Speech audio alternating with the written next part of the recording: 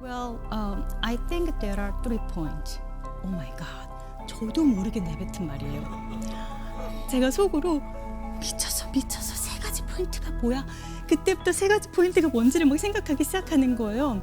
신분도 불안하고 말도 안 통하는 낯선 타지에서 이민 생활이 쉬웠다면 거짓말이죠. 그래도 제가 이민 생활을 살아내고 구글의 수석 디자이너가 되기까지 제가 놓치지 않았던 딱 한 가지가 있다면 나를 포기하지 않았다는 거예요.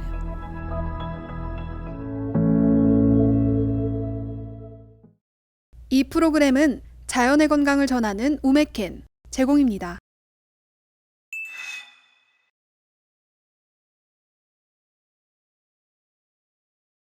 안녕하세요. 저는 실리콘밸리 구글에서 디자이너로 일하고 있는 김은주입니다. 저는 유학생 남편을 따라서 배우자 비자로 98년 시카고에서 미국 생활을 시작했습니다. 처음에는 영어를 못하니까 남편이 없으면 집 밖을 나가질 못했어요. 남편이 학교에 갔다 집에 돌아오면 그때 장도 보고 산책도 하고 그랬죠. 그러다가 내가 이렇게 살면 안 되겠구나 하는 생각이 들더라고요. 그래서 커뮤니티 컬리지에서 하는 무료 영어 ESL을 등록해서 다니기 시작했어요. 그런데 매주 월요일이 되면 수업을 시작하기 전에 선생님이 옆에 사람과 10분간 자유 대화를 하라고 시키는 거예요. 그러면 옆에 앉은 외국 친구가 항상 주말에 뭐 했냐고 물어보는 거예요. 제가 몇 줄을 good and you 이렇게 얼렁뚱땅 넘기다가 이러면 안 되겠다 싶더라고요. 그래서 제가 문장 하나를 외웠습니다. I went to church. 됐다. 이제 말하겠지. 이랬던 거죠.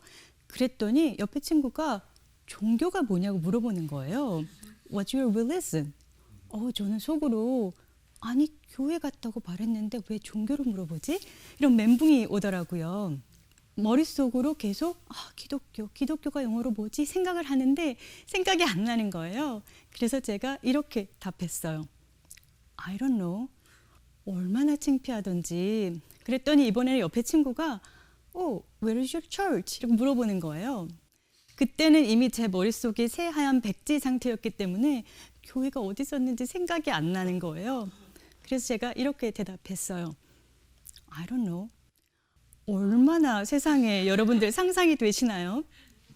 주말에 교회 갔다는데 자기 종교가 뭔지도 몰라, 자기 교회가 어디 있는지도 몰라. 이거 완전히 주말 농장에 납치됐다 온 사람 같잖아요. 제가 정말 얼마나 창피하던지 그날 저의 자존감이 땅을 뚫고 지구 밑바닥까지 떨어졌던 것 같아요. 집에 돌아오는 길에 이 멍청아, 이 바보야, 너 이래서 미국에서 살 수 있겠니? 이런 생각이 계속 들더라고요. 집에 와서 남편한테 내가 이랬다. 도대체 기독교가 영어로 뭐냐고 물었죠. 근데 남편이 크리스찬이라는 거예요. 그냥 I'm a Christian 이렇게 말하면 된대요. 얼마나 어이가 없던지 왜 그게 생각이 안 났을까요? 쥐구멍에 숨고 싶었던 그날의 기억이 23년이 지난 지금도 생생합니다. 이렇게 영어가 바닥이었던 제가 구글에서 수석 디자이너가 되기까지 미국에서 제 커리어를 이어올 수 있었던 3가지 비결에 대해서 오늘 여러분들과 나눠보려고 합니다. 커뮤니티 컬리지에서 영어 공부를 하면서 대학원 준비를 해서 대학원에 입학했어요. 졸업할 즈음이 되니까 취업은 또 다른 관문이더라고요. 그중에 가장 어려웠던 게 전화 면접이었어요. 사람을 마주보고 얘기를 하면 이렇게 손짓 발짓도 할 수 있고 아니면 와이트보드에 그림을 그릴 수도 있고 적어도 진심을 전달할 수 있거든요. 슈렉에 나오는 고양이처럼요.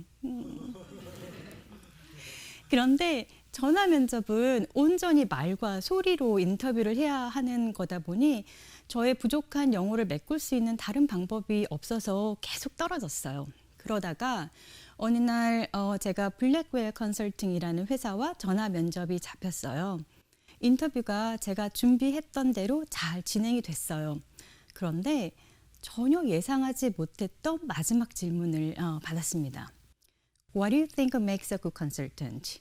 좋은 컨설턴트가 되기 위한 역량은 무엇입니까? 이런 질문을 받은 거예요. 저는 제가 디자이너로 일을 할 거라고 생각했기 때문에 미처 생각해 보지 못했던 질문이에요. 한참을 답을 생각하는데 하느라 침묵의 시간이 흘렀죠. 더 이상 시간을 끌 수가 없어서 제가 이렇게 말을 시작했어요. Well, I think there are 3 points. Oh my God. 저도 모르게 내뱉은 말이에요. 제가 속으로 미쳐서 3가지 포인트가 뭐야? 그때부터 3가지 포인트가 뭔지를 막 생각하기 시작하는 거예요. First, communication 어쩌고 저쩌고. Second, building trust 어쩌고 저쩌고. Third, expertise 어쩌고 저쩌고. 제가 뭐라고 말을 했는지도 잘 기억이 안 나요. 그냥 오늘도 인터뷰 망쳤구나 이런 생각만 들더라고요. 면접관이 제 답을 듣더니 Okay, we have an important client, State Farm 이러면서 State Farm에 대한 소개를 해주더라고요. 그렇게 전화 면접이 마무리가 됐어요. 전화 면접이 끝나고 남편이 그래서 인터뷰 잘했어 라고 물어보길래 몰라 망했어. 그런데 돼도 안 갈 것 같아. 무슨 farm에서 일한대? State Farm? 제가 이랬죠. 그랬더니 남편이 한참을 웃더니 State Farm은 미국 최대 보험회사야. 엄청 큰 클라이언트네 이러더라고요. 제가 그 말을 듣고 인터뷰 망친 게 또 속이 쓰렸죠. 학교에 가서 지도 교수님께 인터뷰 망친 얘기를 했어요. 이만저만 했다. 내가 뭔지도 모르면서 대라 3 포인트 이렇게 말하고 그냥 아무거나 갖다 붙여서 말을 했다. 이랬어요. 그랬더니 교수님이 들으시더니 은주, you did a great job 이러시는 거예요. 그러면서 the 3 points don't matter. The point is you can make the point. 3가지 포인트는 뭔지 중요하지 않아. 핵심은 네가 포인트를 말할 수 있다는 걸 보여준 거야. 잘 될 것 같아. 이러시는 거예요. 제가 며칠 지나지 않아서 합격 통지를 받고 스테이팜 본사로 출근을 시작했습니다. 출근을 해서 저와 면접을 했던 매니저와 얘기를 나눠보니까 제 답을 듣고 이미 뽑아야겠다라는 결정을 했고 그래서 스테이팜 소개를 했던 거라고 하더라고요. 이 에피소드를 겪은 후에 저에게는 습관 하나가 생겼어요. 글을 쓰거나 말을 할 때 항상 첫 번째, 두 번째, 세 번째 이렇게 말을 하는 거예요. 회의에 들어가면 생각이 바로 정리가 되면서 이렇게 말을 해요. Well, I think we have 3 options to consider. Well, there are 2 factors we have to check. 이런 식으로 말이죠. 영어가 부족하면 그게 컴플렉스라서 일부러 고급 어휘를 막 쓰려고 하거나 문법을 막 고민하거나 문장을 길게 말해야 될 것 같은 부담을 느끼는데 오히려 쉬운 영어로 간결하게 전달하는 게 훨씬 효과적이다라는 걸 배웠고요. 그 연습을 계속 해오다 보니까 이야기에서 맥락을 빠르게 이해하고 논리적으로 생각을 정리할 수 있는 스킬이 제가 가진 큰 장점이 되었습니다. 제가 시카고에서 샌디에고로 이사를 하게 되면서 퀄컴으로 이직을 하게 됐어요. 업무 인수인계를 봤는데 저한테 업무 전달을 해주는 미국 동료가 말을 엄청 빨리 하는 거예요. 다라라 다라라 다라라 다라라 이렇게. 저는 태어나서 그렇게 쉼표도 없고 마침표도 없이 말을 빨리 하는 사람을 처음 만나봤어요. 업무 자체도 익숙하지 않은데 중간에 끼어들기가 어렵더라고요. 제가 중간에 놓친 게 있어서 이렇게 물어보면 I already told you 이런 식으로 신경질을 내거나 I don't know 이런 식으로 차갑게 답을 하는 거예요. 상당히 고민을 했어요. 그래도 내가 미국에 산 지 10년이 됐고 계속 미국 회사를 다녔고 심지어 이전 직장이었던 모토로라에서는 제가 매니저였단 말이에요.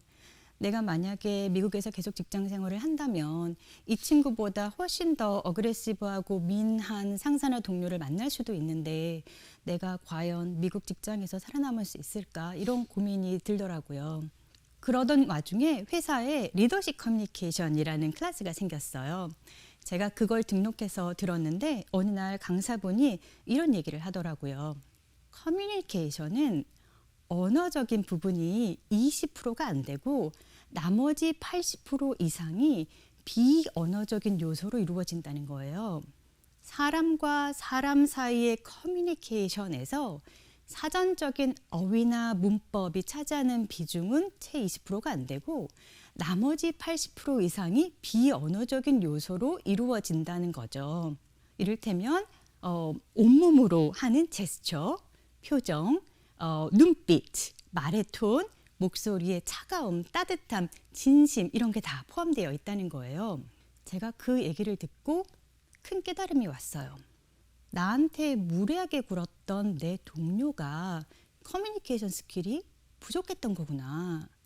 나는 내가 영어가 부족해서 내 커뮤니케이션 스킬이 항상 부족하다고 생각을 했는데 나는 80%가 넘는다는 비언어적인 커뮤니케이션은 충분히 훌륭하지 않나? 나는 다른 사람 말을 잘 들어주고 포인트를 잘 정리할 줄도 알고 회의에서 사람들이 감정적으로 이렇게 막 격해지면 워 이렇게 컴다운도 잘 시킬 수 있고 저의 단점만 바라보던 저의 시선을 내가 가진 장점을 바라보도록 돌리니까 저도 꽤나 괜찮은 사람이더라고요. 제가 여러 미국 회사를 다니면서 깨달은 게 있는데 한국 사람들은 정말 뛰어나다는 거예요. 그런데 정작 본인은 얼마나 뛰어난지를 잘 모르는 것 같아요. 제가 시카고 모토로라 본사에서 디자이너로 일을 할 때 그때가 레이저폰이 한참 잘 나가던 시절이에요. 피처폰이죠. 그때는 각 통신사별로 요구사항이 엄청 많았어요. 버라이존 양, 티모빌 양, AT&T 양 이렇게 기능과 사용법들이 조금씩 달라서 디자이너가 많이 필요했어요. 그런데 저 같은 경우에는 디자이너 2명, 3명이 나눠서 하는 일을 제가 다 외웠어요. 우린 또 외우는 거 잘하잖아요. 암기 교육을 받았으니까. 그래서 이슈가 발생을 하면 그거 버라이존 양 이슈예요. 그거 중국향 그때 계산기 기능 안 쓴다고 그래서 내린 거잖아요. 실제로 미국 사용자들은 전화기에 있는 계산기 사용을 굉장히 많이 하고요. 아시아 쪽 사용자들은 전화기 기능을 별로 안 사용해요. 그거 브라질 양 그때 전화 통신 요금 비싸다고 해서 무전기 기능 넣은 거잖아요. 이렇게 답을 하면 동료들이 넌 그걸 어떻게 다 기억해? 하고 물어봐요. 그럼 저는 속으로 아니 그걸 왜 기억을 못해? 그걸 어떻게 매번 스펙을 찾아봐? 이런 생각이 드는 거죠. 제가 회사에서 만나본 한국 사람들은 엄청 꼼꼼하고 성실하고 책임감 강하고 겸손하고 일을 정말 잘해요. 미국 회사에서 안 좋아할 수가 없어요. 그런데 굉장히 많은 한국 사람들이 기준이 높아서 그런지 본인이 일을 잘한다는 생각을 좀 안 하세요. 그리고 영어가 부족한 걸 커뮤니케이션 스킬이 부족하다고 좌절을 하거나 아니면 아무튼 난 충분하지 않아 라고 생각하는 경우들이 많으신 것 같아요. 그리고 많은 분들이 실력을 기술 직무 능력이라고 굉장히 협소하게 생각을 하지 않나 싶어요. 그런데 실력은 내가 내 직무를 수행함에 있어서 필요한 기술이기도 하지만 내가 내 직무를 수행함에 있어서 꼼꼼하고 성실하고 책임감 강한 것도 실력이거든요. 그런데 많은 한국 분들이 이걸 굉장히 당연하고 기본적인 거라고 생각하셔서 그런지 내가 꼼꼼하고 성실하고 책임감 강해요를 내 실력이라고 패키징해서 프로모션하는 걸 굉장히 어색하게 느끼세요. 그런데 그렇지 않거든요. 내가 가진 좋은 역량을 내가 아무것도 아닌 것처럼 취급을 하면 다른 사람들도 그렇게 생각하겠죠. 인사를 잘하는 것도 실력이고요. 잘 외우는 것도 실력이고요. 잘 웃는 것도 실력이고요. 잘 듣는 것도 실력이에요. 내가 가진 모든 게 실력이란 말이에요. 그리고 그 모든 실력을 잘 포장할 수 있는 게 진짜 실력이에요. 많은 분들이 구글에는 천재들만 모여 있는 거 아니에요? 이렇게 물어보세요. 물론 똑똑한 사람들이 많이 있습니다. 그런데 머리만 똑똑한 사람들이 모여 있는 게 아니라 내가 가진 모든 역량을 실력이라고 발휘할 수 있는 그렇게 프로모션할 수 있는 사람들 그리고 내 동료의 실력을 존중하고 함께 배우려는 사람들이 모여 있는 곳이라는 생각이 들어요. 그래서 최고의 복지는 최고의 동료라는 말을 하는 거겠죠. 한국을 떠나서 저처럼 부모 형제를 떠나서 신분도 불안하고 말도 안 통하는 낯선 타지에서 이민 생활이 쉬웠다면 거짓말이죠. 그래도 제가 이민 생활을 살아내고 구글의 수석 디자이너가 되기까지 제가 놓치지 않았던 딱 한 가지가 있다면 나를 포기하지 않았다는 거예요. 내 인생 내가 책임지겠다. 내 인생 내가 살아내겠다. 내 인생 내가 주인공으로 살아가겠다. 이건 결정이고 결심이고 선택이라고 생각해요. 우리 모두는 다 각자 보석 같은 사람들인데 내가 나를 보석으로 발견하고 나를 인정하고 내가 나를 귀하게 여길 때 내 보석이 빛을 발하는 게 아닐까 합니다. 여러분들은 여러분 자신을 귀하게 여기시나요? 감사합니다. 이 프로그램은 자연의 건강을 전하는 우메켄 제공이었습니다.